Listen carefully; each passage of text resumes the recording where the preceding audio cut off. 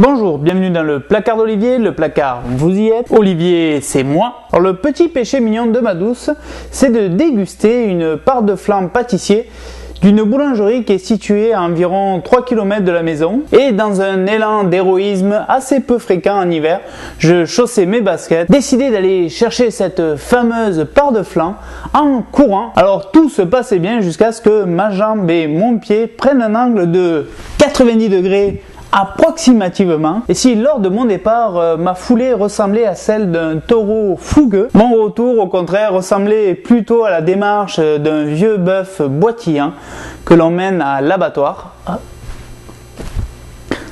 Bref, si aujourd'hui ma cheville a la taille d'un petit melon, ce n'est rien face au plaisir de voir ma chérie se délecter de ma délicieuse recette maison.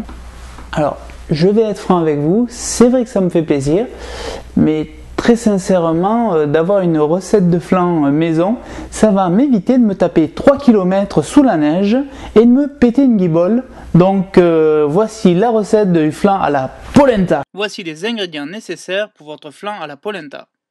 Versez la crème, le lait, le sucre en poudre, l'eau de fleur d'oranger, la farine de maïs ou polenta moyennement concassée et les œufs.